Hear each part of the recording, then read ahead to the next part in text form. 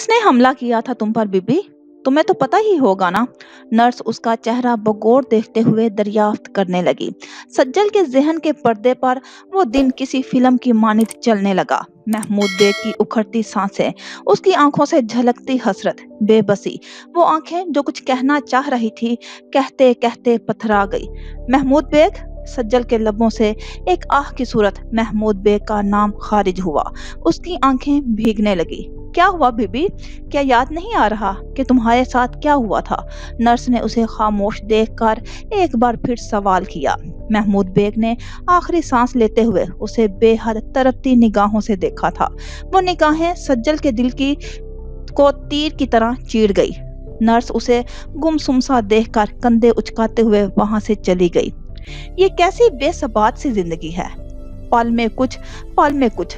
जीता जागता इंसान चंद लम्हों में मनोमट्टी तले जा सोता। जिंदगी से भरकर भला बेएतबार और कौन होगा? सज्जल को वो पल याद आने लगे जो उसने महमूद बेग की संगत में बिताए थे। बड़े बड़े इरादे रखने वाला महमूद बेग आज खाक ओढ़े सो रहा था। बड़े बड़े धोखे खाने वाला यावर बख्त आज किस्मत का सुल्तान बना बैठा था। कोई कुछ नहीं कह सकता जिंदगी के कब, किस मोड़ पर कौन सा फरेब किसी असदहे की मानिद मुंह खोले खड़ा हो, कोई नहीं जान सकता। अमूमन ऐसा होता है कि बुलंदी पर पहुंचने का यकीन गालिब हो, तब आपका कर्मा आपसे मुलाकात जरूर करता है। सज्जल को आज अपनी जिंदगी एक फरेब या फिर धोखे जैसी महसूस हो रही थी। आज अगर उससे कोई पूछे कि उसकी नजर में इस दुनिया का सबसे जालिम इंसान कौन है, तो वो इंतकाम में झुलसते महमूद बेग का नाम नहीं लेगी। वो इंतहाई सफाक यावर बख्त को भी जालिम नहीं कहेगी। उसने आज जिंदगी का राज, उसका भयानक रूप देख लिया था। वो अपने कर्मा से मिल चुकी थी और अब वो बखूबी जान चुकी थी कि इस दुनिया का सबसे सफाक इंसान उसका खुदगर्ज लालची बेहिस बाप था, जिसने उसे उसकी जन्नत से निकालकर किसी भेड़ बकरी की तरह बेच डाला। वो एक बिकाऊ माल की तरह दर दर की ठोकरें खाती रही। उसका जिस्म उसका कीमती असासा ना रहा, पब्लिक प्रॉपर्टी बन गया। धोखाधही उसे विरासत में मिली थी। वो भी रियोड़ियों की बंदर बांट की तरह धोखे बांटती रही। वो जिस फितरत को पाल बैठी थी उसमें भलाई छूकर ना गुजरी थी। आज उसने जाना था कि रब की बनाई हुई जन्नत में इज्जत से जिंदगी गुजारने में ही आफियत है। इस जन्नत के बाहर सिर्फ आजमाइशें हैं, इम्तिहान हैं, अमाल हैं और इन अमाल का मुंतजिर कर्मा है। आज उसने ये भी जाना था कि औलाद अल्लाह की सिर्फ नेमत ही नहीं, आजमाइश भी है। उसका बाप उस आजमाइश में बुरी तरह नाकाम हुआ तो जिंदगी उसके लिए एक आजाब बन गई। उसे यकदम से ख्याल आया कि एक आजमाइश से तो वो भी नवाजी गई थी। आह मेरा बच्चा। बच्चे की याद आने पर वो बुरी तरह तड़प उठी। ना जाने कहां, वो किस हाल में होगा, उसे फिक्र सताने लगी। मेरे बगैर वो कैसे जिंदा होगा? उसकी आंखों से आंसू रवां हुए। सज्जल को अपने दिल में बाप की बेहिसी, उससे नफरत का एहसास मादूम होता महसूस होने लगा।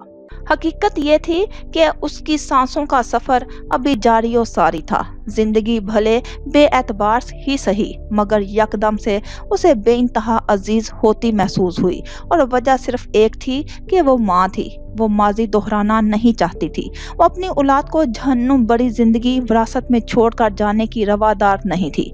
एक मौका उसे किस्मत से मिला था, नई जिंदगी। सज्जल के लिए नया रूप, नया जन्म थी और उसने नए जन्म में पुरानी सज्जल का साया भी अपने बच्चे के ऊपर पड़ने नहीं देना चाहती थी। मेरा बच्चा ही मेरी कुल कायनात है। मैं अपनी जान पर खेलकर उसकी हिफाजत करूंगी। उसे किसी भेड़िए के हत्थे नहीं चढ़ने दूंगी। मगर उन सब के लिए मुझे इस हॉस्पिटल से निकलना होगा। मुझे अपने बच्चे के बारे में जानना होगा। ना जाने वो कहाँ होगा। उस एक सवाल ने आने वाले एक हफ्ते तक सज्जल को बेहद बेचैन रखा था। फना गुश्तुम नमी दानुम कुजा रुफ्तुम। मैं खो गया हूँ, मिट गया हूँ, नहीं जानता कि किधर जा रहा हूँ। अजीज से गुफ्तगू के दौरान वो अपने दिल की हर कैफियत बयान कर गए थे। वो सब भी कह गए थे जो खुद से कहने से भी घबरा रहे थे।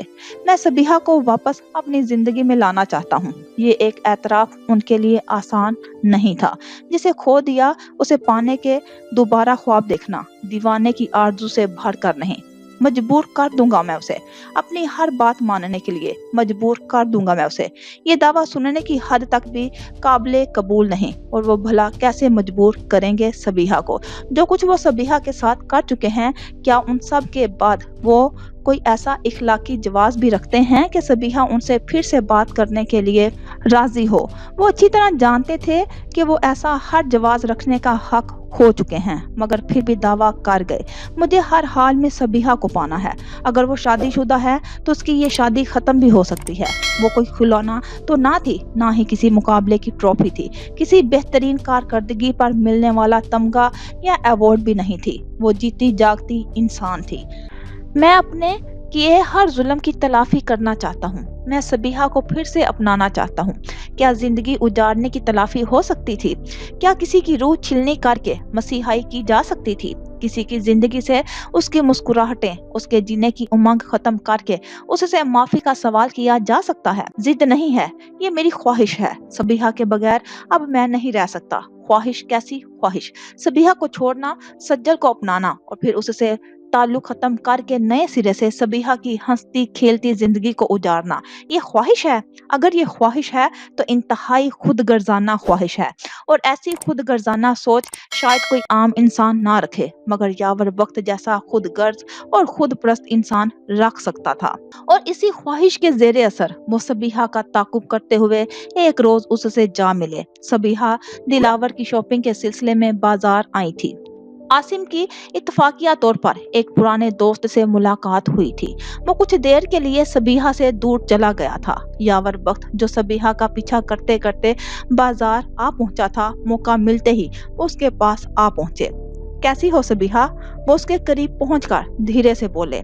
यावर वक्त, तुम? सबीहा उन्हें यूं सामने पाकर बुरी तरह चौंकी थी। हाँ, मैं तुमसे कुछ बात करना चाहता हूँ।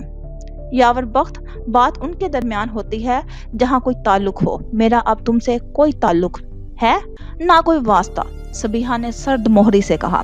ताल्लुक तो है, ताल्लुक खत्म नहीं हो सकता तुमसे कभी सबीहा। तुम मेरी पहली और आखिरी चाहत हो। यावर वक्त ने दलेरी से कहा।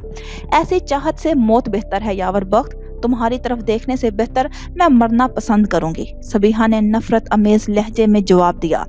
तुम कुछ भी कहो, मगर मैं जानता हूँ तुम आज भी मुझसे मोहब्बत करती हो। यावर वक्त ढटाई से उनकी आंखों में झांकते हुए बोले। तुमसे तो मैं अब नफरत भी नहीं करती यावर वक्त। तुम मेरी जिंदगी का पछतावा हो। तुम्हारा ख्याल अगर भूले से भी मेरे जहन में आ जाए तो मैं अल्लाह का शुक्र अदा करती हूँ कि तुम जैसे बीमार खुदगर्ज इंसान से मेरी जान छूटी।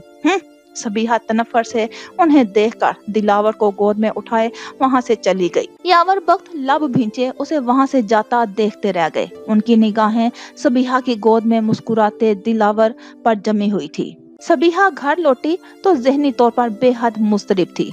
वो ये बात तो बखूबी जानती थी कि यावर वक्त को एक ना एक दिन अपनी गलती का एहसास जरूर होगा, मगर वो यूं उसके सामने खड़ा अपनी गलतियों और ज्यादतियों की माफी मांगने की बजाय बेशर्मों की तरह अपनी चाहतों का इजहार करेगा, ये उनके वहमों गुमान में भी ना था। उनकी परेशानी तब मजीद बढ़ गई जब यावर वक्त एक और दिन उनके सामने आ खड़ा हुआ। वो मुर्तजा शफीक के घर जाने के लिए निकली थी, तब ही यावर वक्त उनकी गाड़ी का रास्ता रोके आ खड़े हुए। तुम आखिर चाहते क्या हो यावर वक्त? वो झंझला उठी। सिर्फ इतना कि तुम लौट आओ मेरी दुनिया में, वो मिन्नत भरे लहजे में बोले। तुम्हारी दुनिया मेरे लिए जहन्नुम से कम नहीं। सबीहा मुतनफ्फर लहजे में गोया हुई। सबीहा, भूल जाओ वो सब कुछ। मैं जानता हूँ मैंने तुम्हारे साथ बहुत गलत किया, लेकिन यावर वक्त की बात अधूरी रह गई। सबीहा ने उनकी बात काटते हुए तेज लहजे में कहा। लेकिन क्या यावर वक्त? जो हो चुका वो मैं अपनी जिंदगी से निकाल कर फेंक चुकी हूँ। अब किसी लेकिन वेकिन की गुंजाइश बाकी नहीं बची। गुंजाइश है अगर तुम चाहो तो। यावर वक्त मैंने खेस लहजे में कहते कहते रुक गए। कहना क्या चाहते हो तुम यावर वक्त? खुलकर कहो। सबीहा के लहजे में करख्तगी धर आई। तुम लौट आओ मेरे पास सबीहा, छोड़ दो आसिम को। यावर वक्त खुद गर्जी दिखाते हुए बोले। सबीहा के लिए ये बात नाकाबिले बर्दाश्त थी। एक जन्नाटेदार तमाचा उनके चेहरे को सुर्ख कर गया। अगरचे तुम बहुत पहले ही मेरी नजरों से गिर गए थे यावर वक्त, मैं ये भी जानती थी कि जब सज्जल का धोखा तुम्हारी आंखों पर बंदी भट्टी खोलेगा तुम गिड़गिड़ाते हुए मुझसे माफी मांगने आओगे, लेकिन मुझे ये पता नहीं था कि सज्जल की संगत तुम्हें बिल्कुल उस जैसा खुद परस्त बना डालेगी। कितनी बेशर्मी से तुम मुझे आसिम को धोखा देने का कह गए यावर वक्त। मगर याद रखो, मैं सबीहा मुर्तजा हूँ। जब तुम्हारे फरेब धोखे के बावजूद मैंने तुमसे वफा की तो ये कैसे हो सकता है? मैं आसिम जैसे फरिश्ता सिफ्त इंसान को तुम जैसे घटिया इंसान के लिए छोड़ दूं? सबीहा इंतहाई तैश की आलम में कहती चली गई। उनका कहा गया एक एक लफ्ज यावर वक्त को आईना दिखाने के लिए काफी था। यावर वक्त लब भींचे उन्हें देखते चले गए। आइंदा मुझसे मिलने की गलती ना करना यावर वक्त, वरना मैं भूल जाऊंगी कि मेरा तुमसे माजी में कोई ताल्लुक था। फिर मेरे सामने एक ऐसा शख्स खड़ा होगा जो मेरी जन्नत उजाड़ने के द्रिपे है, और तुम्हें मैं बता दूं कि मैं अपनी जन्नत किसी सूरत उजड़ने नहीं दूंगी। सबीहा उन्हें सख्त नजरों से घूरते हुए तंबीहा करती हुई वहां से चली गई।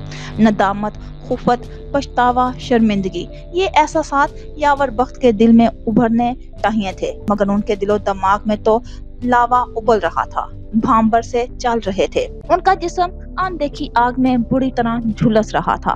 तुम्हें आसिम को छोड़ना होगा सबीहा। मैं तुम्हें इस कदर मजबूर कर दूंगा कि तुम खुद उसे छोड़कर मेरे पास आओगी। मैं उसे तुम्हारी जिंदगी से निकाल फेंकूंगा। वापसी का सफर बेहद जान गुसल ठहरा था। मैं तुम्हारी बनाई गई इस नई जन्नत को आग लगा दूंगा। उनके दिलो दिमाग में जहर भर चुका था। मैं तुम पर सारे दरवाजे बंद कर डालूंगा। सिर्फ एक रास्ता बचेगा, वो जो तुम्हें मुझे तक पहुंचाएगा। उनके चेहरे पर जहर खुंद मुस्कुराहट फैली थी। तुम्हारी जिंदगी पर सिर्फ मेरा हक है सबीहा, कोई और शामिल हो ही नहीं सकता। तुम सिर्फ मेरी हो, और मेरे इस दावे पर तस्दीक की मोहर वक्त लगाएगा। यावर वक्त की गाड़ी इंतहाई बर्क रफ्तारी से अपनी राह पर गामजन थी। वो अपने मोहल्ले की गली में दाखिल हुई तो उसे अपनी एक एक सांस भारी पड़ती महसूस हुई। बोझल पड़ते कदम उस घर को सामने आते ही जंजीर हो गए। वो घर जहाँ वो इंतहाई मुख्तसर अरसे कयाम कर पाई थी, मगर यहाँ गुजरी चंद सातें ही उसकी जिंदगी का हासिल साबित हुई थी। उसकी निगाहों के सामने कई मंजर जो गुजरे वक्त का कफन ओढ़े माजी की कब्र में जा सोए थे, फिर से जी उठे थे। महमूद बेग उसे उस घर के आंगन में जीता जागता नजर आने लगा, उसका साथ देते हुए मुस्तकबिल के मंसूबे बनाता हुआ, और नन्हे वजूद को अपनी नरम आगोश में समेटे लोरियां सुनाता हुआ। सज्जल की आंखों से आंसू बह निकले। क्या ऐसे अमाल थे उसके? क्या उसने इस दुनिया में लोगों को सुकून से जिंदा रहने दिया था? अरे कैसे बेहिस लोग हो तुम सब। खड़े हो उसकी बेबसी का तमाशा ही देखते रहोगे, या फिर इस बेचारी किस्मत मारी को अपने घर ले जाकर कुछ खाने पीने को भी पूछोगे? उनमें से किसी एक बुजुर्ग खातून ने सबको लताड़ते हुए एहसास दिलाया। हाँ हाँ, खाला ठीक कह रही हैं, उसे कोई घर ले जाओ, पानी तो पिलाओ। हाँ देखो तो जरा कैसे जिंदा लाश बनी अपने घर के दरवाजे पर पड़ी है। एक बार फिर चामुगोयों का आगाज हो चुका था। अरे मैं तो कहती हूँ कि उसका बच्चा लाकर इसकी गोद में डाल दो, शायद उसकी जान में कुछ जान आए। एक उधेड़ उम्र औरत ने मशवरा दिया। ठीक कहती हैं खाला, उसका बच्चा तो माँ के लिए तरफ तरफ के बेहाल हुआ जा रहा है। अभी लेकर आती हूँ, माँ का कुर्ब मिलेगा तो उसे भी चैन नसीब होगा। रखशंदा इतना कहकर वापस घर चली गई। वापस लौटी तो उसकी गोद में सज्जल का बेटा था। ये लो सज्जल, अपनी अमानत, रखशंदा ने बच्चा उसकी गोद में डालते हुए कहा। सज्जल के बेदम होते वजूद में एकदम से जान पड़ गई, जैसे उसके जिस्म में दम ईसा फूंक डाला हो। मेरी जान, मेरा बच्चा, वे बेकरारी के आलम में अपने लखते जिगर को चूमने लगी। वहां मौजूद तमाम लोग उसे दम बखूद से देखने लगे। माँ कुर्बान तुझ पर मेरी जान, मेरे लखते जिगर, वो उसे अपने सीने से लिपटाए रोहांसी होते हुए बोली। हाय देखो जरा, ममता की मारी तड़प रही है, बेचारी का घर बार सब उजड़ गया। हाँ बस अब एक औलाद का ही सहारा है। मोहल्ले वाले उसे तरस खाती निगाहों से देखते हुए बोले। उनकी बातों पर सज्जल ने सर उठाकर उन्हें देखा। हाँ बस अब मेरा बच्चा ही मेरा सहारा है, मेरा बच्चा ही सब कुछ है। सुनो, अपने घर चलो अब, कब तक यहाँ बैठी रहोगी? रखशंदा उसका हाथ होले से थामते हुए बोली। नहीं, मैं इस घर नहीं जाऊंगी, यहाँ मौत खड़ी है, मौत। वो बेतहाशा घबराते हुए बोली। बेचारी किस कदर खौफजदा है। वो सब अफसोस से उसे देखने लगी। फिर कहाँ जाओगी? और कोई ठिकाना है तुम्हारा? रक्षंदा हमदर्दी से पूछने लगी। अल्लाह की जमीन बहुत बड़ी है, कहीं भी चली जाऊंगी, मगर अब यहाँ नहीं रहूंगी। सज्जल अपने बेटे को गोद में उठाए वहां से उठ खड़ी हुई। वो मजमे को चीर कर ढाल से अंदाज में वहां से जाने लगी। सुनो, रुको तो सही, कुछ खा पी तो लो, फिर चली जाना। रक्षंदा ने सदा लगाई, मगर सज्जल ने जैसे कुछ सुना ही नहीं। वो चलती चली गई। हाय बेचारी हरमा नसीब। वो लोग अफसोस भरी निगाहों से उसे देखने लगे। कभी खुद पे कभी हालात पे रोना आया। बात निकली तो हर एक बात पे रोना आया। हम तो समझे थे हम भूल गए हैं उनको। क्या हुआ आज ये किस बात पे रोना आया? किस लिए जीते हैं हम, किस लिए जीते हैं? बारहा ऐसे सवालात पे रोना आया। कौन रोता है किसी और की खातिर ए दोस्त? सबको अपनी ही किसी बात पे रोना आया। आज मैंने फारिया के रिश्ते के सिलसिले में मेहमान बुलाए हैं, आप मिल लीजिएगा और फारिया को भी समझा दीजिएगा कि वो भी तरीके से तैयार होकर इन लोगों से आ मिले। दिलावर ने उन्हें सुबह सवेरे मुत्तला किया था। वो तब से अचंभे में घिरी हुई थी कि क्या करें क्या ना करें। कुछ हद तक अब उन्हें दिलावर की बात में भी वजन नजर आने लगा था। बख्त खानदान को मोहब्बत रास ही नहीं आई कभी। जब भी मोहब्बत का नाम लिया, किस्मत ने जनाटेदार तमाचा मुंह पर रसीद किया। और फारिया, इससे तो उन्हें बेइंतहा मोहब्बत है। वो तो कभी भी नहीं चाहेंगी कि उसके साथ कोई बुरा हो। इन सारी बातों को सोचते सोचते बिला आखिर वो उसके नतीजे पर पहुंची कि दिलावर की बात मानकर इन लोगों से मिल लेने में कोई हर्ज नहीं। आखिरकार वो बाप है फारिया का, उसके लिए कुछ बुरा तो नहीं सोच सकता। यही सोचकर उन्होंने फारिया को मेहमानों से मिलने के लिए आमादा करना शुरू कर दिया। देखो बेटा फारिया, माजी में हम सब पर क्या कुछ बीता है ये तुम काफी हद तक जान चुकी हो। फारिया किसी कीमत भी मेहमानों से मिलने के लिए राजी नहीं थी। सबीहा बेगम उसे समझाते हुए बोली, मगर दादी जो कुछ माजी में गुजर चुका तो जरूरी तो नहीं वो अभी भी हम सब पर बीते। फारिया बुरी तरह झंझला उठी। इस बात की भी तो जमानत नहीं कि ना बीते। फारिया, इस खानदान के एक एक फर्द ने अजाब भुगता है। और बेटा देखो, मैंने तुम्हें बहुत मोहब्बत बहुत दुलार से पाला है। तुम मुझे बेहद अजीज हो। मैं ये कभी नहीं चाहूंगी कि जो कुछ हम सब पर बीता है उसका जरा सा भी असर तुम्हारी जिंदगी में पड़े। सबीहा बेगम उसके बालों को नरमी से सहलाते हुए बोली, दादी क्या आपको ये लगता है कि पापा की बात मानकर मैं बहुत खुश रह सकूंगी, या फिर मेरी जिंदगी में सिर्फ खुशियां ही खुशियां होंगी? फारिया ने उन्हें सवालिया निगाहों से देखते हुए पूछा। सबीहा बेगम लब भींचे उसे देखने लगी। नहीं दादी, मेरी शादी अगर हमाद से नहीं हुई तो मैं तब भी खुश नहीं रहूंगी। जिस गम जिस मुसीबत से आप मुझे बचाना चाहती हैं, क्या खबर उसे शादी के बाद मैं उसी कुर्ब में मुब्तला हो जाऊं। फारिया की बात ने सबीहा को लम्हे भर के लिए दम खुद कर डाला। अल्लाह ना करे ऐसा हो, खुदा ना करे कि तुम्हें कोई गजंद पहुंचे मेरी बच्ची, वो बामुश्किल कह पाई। दादी मैं इस बख्त खानदान का खून हूँ, इस खानदान का हिस्सा हूँ। जो होना होगा मेरे साथ वो होकर रहेगा। लेकिन इस खौफ की वजह से क्या मैं अपनी जिंदगी की खुशियाँ हासिल करने का ख्वाब देखना छोड़ दूँ? क्या मैं मोहब्बत करना छोड़ दूँ? फिर क्या जमानत है कि मोहब्बत किए बिना शादी करूं तो खुशियां मेरा मुकद्दर बने। फारिया के सवालों ने उन्हें खामोश कर डाला था। दादी प्लीज इन तोहमात से निकलें। माजी में जो कुछ बीता उसकी कोई ना कोई वजह जरूर थी, लेकिन मैं हमाद से शादी करके खुश ना रहूं इसकी क्या वजह हो सकती है? आप खुद सोचें। हमारा हमाद के खानदान से भला ऐसा क्या ताल्लुक हो सकता है जो शादी के बाद मेरी जिंदगी जहन्नुम बन जाए? फारिया उनके खौफो खदशात को तोहमात का नाम देकर बोलती चली गई। मैं तुम्हारे बाप को कह चुकी हूँ फारिया, अब अगर तुम मेहमानों के सामने ना आई तो तुम बहुत अच्छी तरह जानती हो कि तुम्हारे बाप का गुस्सा कैसा है। उसे फिर ना मैं रोक सकूंगी ना तुम फारिया। सबीहा बेगम का लहजा हारा हुआ था। कहीं ना कहीं उन्हें फारिया की बातों में दम नजर आने लगा था। मैं मेहमानों से मिलने के लिए तैयार हूँ दादी, मगर मेरी एक शर्त है। फारिया ने कुछ तौक़ुफ़ के बाद कहा। कैसी शर्त? सबीहा बेगम ने ठिठकते हुए उसे देखा। मैं मेहमानों से मिलने के लिए तैयार हूँ, लेकिन फिर आपको हमाद के घर वालों से मिलना होगा और पापा को कन्विंस करना होगा कि वो मेरी शादी हमाद से करें। बताएं दादी, क्या आपको मेरी ये ख्वाहिश कबूल है? फारिया ने उन्हें सवालिया नजरों से देखते हुए पूछा। ٹھیک ہے، میں حماد کے گھر والوں سے ملنے کے لیے تیار ہوں، لیکن تمہاری ان لوگوں سے شادی کا فیصلہ میں ملاقات کے بعد ہی کروں گی۔ دلاور کو کنونس کرنے کے لیے فاریہ میرے دل کا مطمئن ہونا بے حد ضروری ہے۔ سبیحہ نے سوچ بچار کے بعد اپنا فیصلہ سنایا۔ ٹھیک ہے دادی، مجھے یقین ہے کہ حماد اور اس کے گھر والے آپ کو بے حد پسند آئیں گے، فاریہ خوش ہو کر کہنے لگی۔ بے وجہ گھر سے نکلنے کی ضرورت ہی کیا ہے؟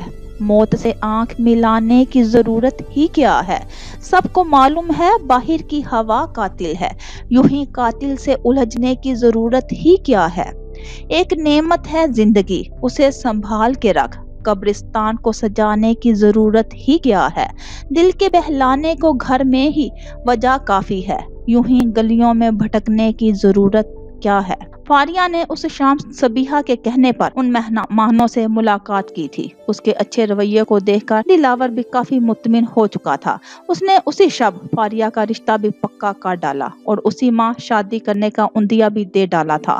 فاریہ یہ سب کچھ بہت ضبط کے ساتھ برداشت کرتی چلی گئی۔ قمر جہاں شدید حیرت میں مبتلا تھی کہ فاریہ کیسے اس رشتے پر راضی ہو گئی، مگر حقیقت اسے رات میں معلوم ہوئی تھی جب فاریہ نے اسے اپنی اور سبیحہ بیگم کے درمیان ہونے والی گفتگو سے آگاہ کیا۔ قمر جہاں اس کی بات سن کر خاموش سی ہو گئی۔ وہ پہلے ہی اس خاندان کی سچائی اور پھر دلاور کے رویے کو دیکھ کر شدید ٹینشن میں مبتلا تھی، اور جو خود ذہنی اذیت کا شکار ہو وہ بھلا کسی دوسرے کی کیا مدد کر سکتا ہے؟ اس لیے جب فاریہ نے اسے حماد کے گھر چلنے کے لیے کہا تو وہ طبیعت خرابی کا بہانہ کر کے انکار کر گئی۔ میں جانتی ہوں قمر، آپ خود بہت ٹینس ہیں، میں آپ سے اصرار نہیں کروں گی کہ آپ میرے ساتھ چلیں، کیونکہ پاپا کا رویہ آپ کے ساتھ کیسا ہے یہ مجھ سے ڈھکا چھپا نہیں ہے۔ فاریہ نے اس کے ہاتھ تھام کر اس کے احساسات کو سمجھتے ہوئے کہا۔ شکریہ فاریہ، دلاور کا رویہ، اس کی زیادتیاں، اس کی تضحیک امیز لہجے مجھے کس قدر دکھ میں مبتلا کر رہا ہے تم سوچ بھی نہیں سکتی۔ میں اب تک سمجھ نہیں پائی ہوں کہ ان سب معاملے میں میرا کیا قصور ہے جو دلاور کے دل میں میرے لیے اس قدر شدید نفرت پیدا ہو چکی ہے۔ وہ مجھ سے اس قدر بدگمان کیوں ہے؟ فاریہ کی تسلی پر قمر جہاں بھی اپنے دل کی بات کہتی چلی گئی۔ میں خود نہیں سمجھ پا رہی قمر، مگر آپ اتنا یقین رکھیں، پاپا آپ کے ساتھ جو بھی رویہ رکھیں مگر میں آپ کے ساتھ رہوں گی، آپ کا ساتھ دوں گی۔ کوئی یقین کرے نہ کرے مگر میرا یقین آپ پر سے کبھی نہیں ڈگمگائے گا، فاریہ قمر جہاں کے گلے سے لگتے ہوئے بولی۔ ان چند دنوں میں اسے اندازہ ہو چکا تھا کہ اس کے باپ کے ساتھ کسی بھی عورت کے لیے زندگی گزارنا کس قدر مشکل ہے، اور قمر جہاں تو دلاور کا یہ عتاب سہ بھی صرف اس کی وجہ سے رہی تھی۔ اس کے دل میں قمر جہاں کا رتبہ، اس کے لیے عزت و احترام مزید بلند ہو چکا تھا، اس لیے اسے اپنے ساتھ کا یقین دلاتے ہوئے بولے، میں جانتی ہوں تم میرے ساتھ ہو اور تمہارا ساتھ ہی میرے اندر مضبوطی پیدا کر رہا ہے۔ قمر جہاں نے مسکرا کر اسے خود سے الگ کرتے ہوئے کہا، یہ بتاؤ تمہاری حماد سے بات ہوئی؟ کیسا ہے وہ؟ کب آ رہا ہے پاکستان؟ قمر جہاں کو خیال آیا تو وہ پوچھنے لگی۔ میری حماد سے کوئی بات نہیں ہو سکی اب تک فاریہ، بہت عجیب سی صورتحال ہے۔ جب میں کال کرتی ہوں تو وہ ریسیو نہیں کرتا، اور جب وہ کال کرتا ہے تو میں ریسیو نہیں کر پاتی، فاریہ اداسی سے کہنے لگی۔ اوہ، دونوں ملکوں کے درمیان ٹائم ڈیفرنس بھی تو بہت ہے نا۔ بہرحال تم اس سے رابطے کی کوشش کرتی رہو، مگر ایک بات بتاؤ فاریہ، قمر جہاں کو کہتے کہتے یکدم خیال آیا تو پوچھنے لگی۔ پوچھیں، کیا پوچھنا چاہ رہی ہیں؟ فاریہ نے اسے سوالیہ نظروں سے دیکھا۔ جب حماد اور اس کی فیملی یہاں ہی نہیں تو تم بی جی کو ملوانے کس سے لے جا رہی ہو؟ قمر جہاں نے حیرت سے پوچھا۔ رضیہ بی بی سے۔ ویسے بھی حماد کے گھر کی خاتون خانہ تو وہی ہیں، انہوں نے ہی حماد کی پرورش کی ہے، تو پھر دادی کو ان سے ملوانا تو بنتا ہے نا قمر۔ اچھا ہے، جو بھی تسلی کرنی ہوگی دادی کو وہ ان سے کر لیں گی۔ فاریہ کے جواب نے قمر جہاں کو مزید الجھن میں مبتلا کر ڈالا۔ لیکن فاریہ، کیا یہ مناسب نہیں ہوتا کہ تم بی جی کو تب حماد کے گھرانے سے ملواتی جب وہ لوگ پاکستان آ جاتے؟ قمر جہاں نے مشورہ دیتے ہوئے کہا۔ اتنا ٹائم ہے کیا میرے پاس قمر؟ پاپا ان لوگوں کو گھر پر لا چکے ہیں، ان کا کچھ پتہ نہیں کسی دن اچانک کہہ ڈالیں کہ آج میری منگنی ہے یا نکاح ہے، خود بتائیں یار، ایسے میں کیا کروں گی؟ فاریہ پریشان کن انداز میں اپنا مسئلہ بیان کرنے لگی۔ بات تو تمہاری بھی ٹھیک ہے، مگر قمر جہاں پرسوچ انداز میں کچھ کہتے کہتے رک سی گئی۔ مگر کیا قمر جہاں؟ فاریہ نے اسے جز بز ہوتے ہوئے دیکھا۔ فاریہ، तुम ने खुद ही तो कहा था कि रजिया बीबी उस घर से उजरे किसी राज से वाकिफ है, और वो शबनम भी इस तस्वीर वाली नीलम से बेहद मुशाबहत रखती है। क्या इन अंदेशों के बाद भी तुम्हें बीजी को रजिया बीबी से मिलवाने के लिए जाना चाहिए? कमर जहां ने अपने अंदेशों का इजहार बिला आखिरकार ही डाला।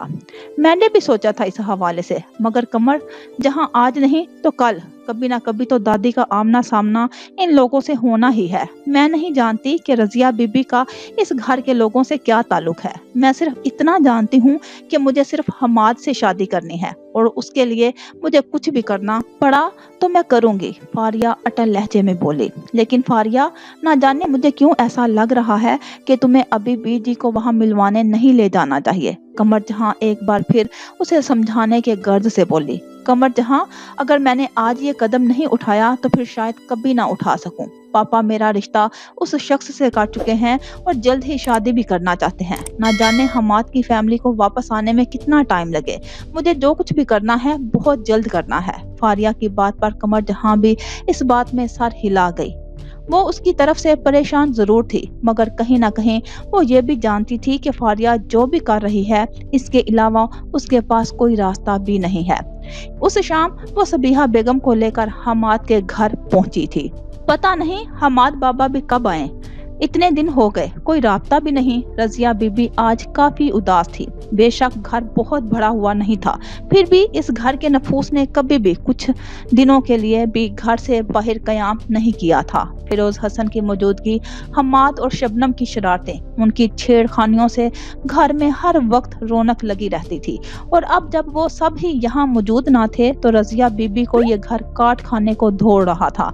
वैसे तो हमाद तकरीबन रोज ही उनसे कॉल पर बात किया करता था, मगर कुछ दिनों से वो भी ना जाने कहाँ गायब था। रजिया बीबी उन सब को ही याद करके उदास हो रही थी।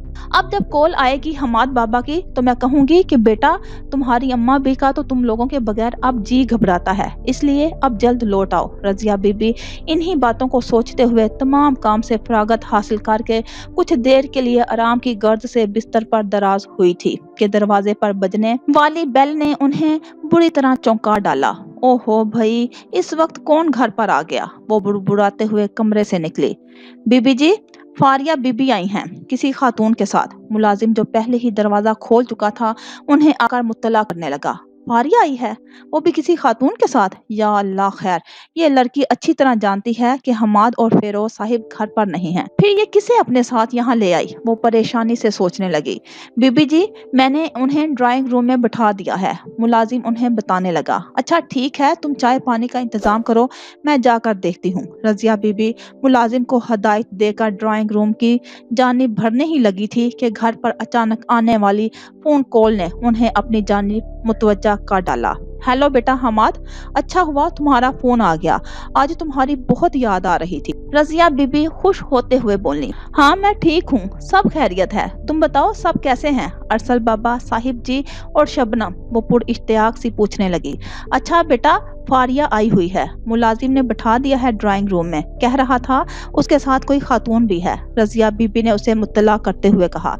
अच्छा, मुलाकात करने आई है उसकी दादी? रजिया बीबी मुतजब हुई। ठीक है बेटा, मैं जाकर मिल लेती हूँ उनसे, हाँ फिर बताऊंगी तुम्हें, वो उसे मुत्तमिन करते हुए बोली। फारिया की दादी?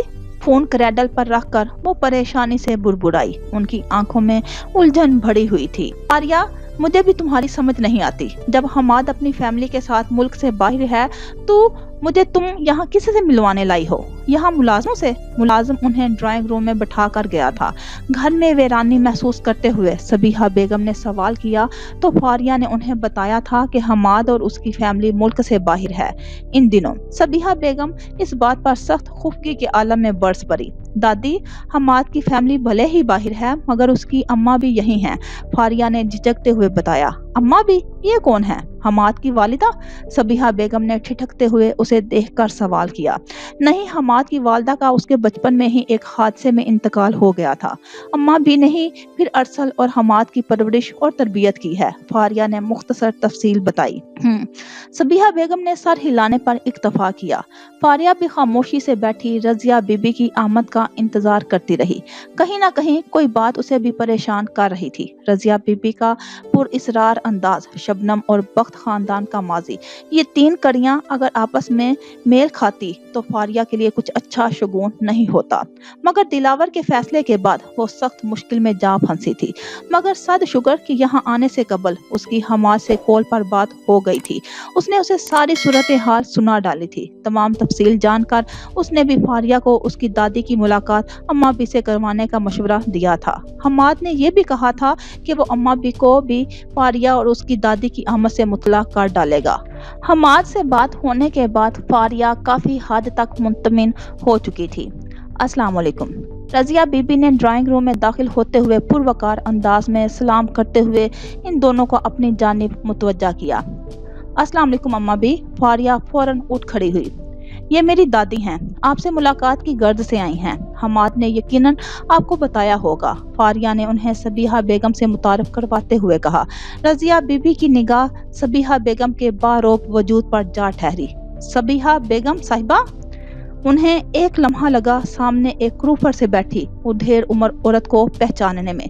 ये चेहरा तो उन्हें अक्सर ख्वाबों में सताया करता था। वो इस चेहरे को भला भूल भी कैसे सकती थी। लम्हों में उनका रंग फीका पड़ने लगा। एक जमाने बाद उनका सामना आज अचानक सबीहा बेगम से हुआ था। उनसे जब आखिरी बार मिली थी तब रौब और दबदबे का क्या ही आलम था और आज उनका जिस्म निस्बतन काफी कमजोर हो चुका था। चेहरे पर भी जमाने के नशेबो फराज झुर्रियों और लकीरों की शक्ल में नजर आ रहे थे। अलबत्ता रोब और दबदबा वैसा ही था। सबीहा बेगम के सामने खड़ी रजिया बीबी को देखकर बुरी तरह चौंक उठी। तुम्हारा चेहरा शनासा सा महसूस हो रहा है। ऐसा लगता है जैसे मैं तुम्हें बरसों से जानती हूँ। सबीहा भी अपनी जगह से उठ खड़ी हुई। उनकी आंखों में भी शनासाई की चमक उभरी थी। फारिया इन दोनों को देखकर मुतजब सी बोली, आप दोनों एक दूसरे को जानती हैं? मगर वो दोनों खवातीन फारिया की बात को नजरअंदाज करके एक दूसरे को देखती रहीं। आपको मुझे पहचानने में मुश्किल पेश आ रही है, मगर मैं आपको पहचान चुकी हूँ बेगम साहिबा, रजिया बीबी ने अजीब से लहजे में कहा। उनकी बात पर सबीहा बेगम बुरी तरह चौंक उठी। ये अंदाजे तखातुब, मुझे कुछ जाना पहचाना सा लग रहा है। तुम रजिया तो नहीं? सबीहा बेगम के लहजे में हजार अंदेशे छुपे थे। बिला आखिर आपने मुझे पहचान लिया बेगम साहिबा। रजिया के चेहरे पर इस्तेहज़ाहिया सी मुस्कुराहट फैल गई। रजिया, ये तुम हो? आज एक मुद्दत बाद वक्त ने तुम्हें फिर से मेरे सामने ला खड़ा कर डाला। सबीहा बेगम ने कुरूफर भरे लहजे में कहा। इन दोनों की जू मैनी गुफ्तगू ने फारिया को भी अचंबे में मुब्तला कर डाला। यूं कहिए बेगम साहिबा कि वक्त ने आज हम दोनों को एक दूसरे के सामने ला खड़ा कर डाला। रजिया ने अपनी बात पर जोर देते हुए जवाब दिया। ये वक्त बड़ा जालिम है। तुम्हें खौफ नहीं महसूस हो रहा इस मुलाकात से रजिया? हमारा ताल्लुक माजी में कोई शानदार तो नहीं रहा। सबीहा ने तंजिया अंदाज में रजिया को देखते हुए कहा। खौफ तो महसूस हो रहा है, मगर माजी से नहीं, आने वाले कल से, रजिया ने फारिया की जानिब देखते हुए कहा। सबीहा इस बात पर पूरी तरह चौंक उठी। पुराने तारुफ ने तो नए ताल्लुक पर से उनका ध्यान ही हटा डाला था। मैंने जिस दिन फारिया को इस साड़ी में मलबूस देखा तब से ही माथा ठुक गया था और फिर आपकी पोती उसकी तस्वीर ले आई। बेगम साहिबा, मैं तो उस दिन से ही खौफ का शिकार हूँ कि बख्त खानदान की लड़की का इस खानदान से ताल्लुक जुड़ना क्या किसी कयामत से कम होगा? रजिया आज सबीहा को सामने पाकर खुलकर कह रही थी। फारिया दंग सी उन्हें देखने लगी। बख्त खानदान का जो भी मामला है वो तुमसे है रजिया, और तुम महज बच्चों की निगरान की हैसियत से इस घर में हो, फिर कयामत का क्या जिक्र? सबीहा नासमझी से बोली। मामला तो बेइंतहा गंभीर है बेगम साहिबा। आपके खानदान की एक निशानी मेरे पास है। नीलम ने मरने से पहले अपनी अमानत मेरे हवाले कर डाली थी और आज नीलम की बेटी इस घर की जान है। खुद सोचिए बेगम साहिबा, ये बात अगर आपके बेटे को पता चल गई तो क्या कयामत खड़ी नहीं हो जाएगी? वो तो इस बात से भी अनजान है कि नीलम से उसकी कोई औलाद भी थी। रजिया ने फारिया को एक नजर देखते हुए कहा। सबीहा पर जैसे सख्ता तारी हो गया। उसकी बेटी, उसकी आखिरी निशानी वो यहाँ है? हाँ, वो यहाँ है बेगम साहिबा, रजिया ने जोर देकर कहा। आप लोग किसकी बात कर रही हैं? कौन है ये नीलम? क्या ताल्लुक है इससे पापा का, हमारा? फारिया बुरी तरह उलझ चुकी थी। चटके हुए लहजे में बोल पड़ी। तुम्हारे बाप की दूसरी बीवी थी नीलम। तुम इस तस्वीर के बारे में जानना चाहती थी ना कि कौन है ये? تو آج جان لو وہ تصویر تمہاری سوتیلی ماں نیلم کی تھی۔ رضیہ نے بھی سپاٹ لہجے میں جواب دیا۔ نیلم میری سوتیلی ماں؟ فاریہ کو لگا اس پر آسمان ٹوٹ پڑا ہے۔ طوائف تھی وہ، اپنے زمانے کی مشہور طوائف۔ صبیحہ بیگم پوری طرح چیخ اٹھی۔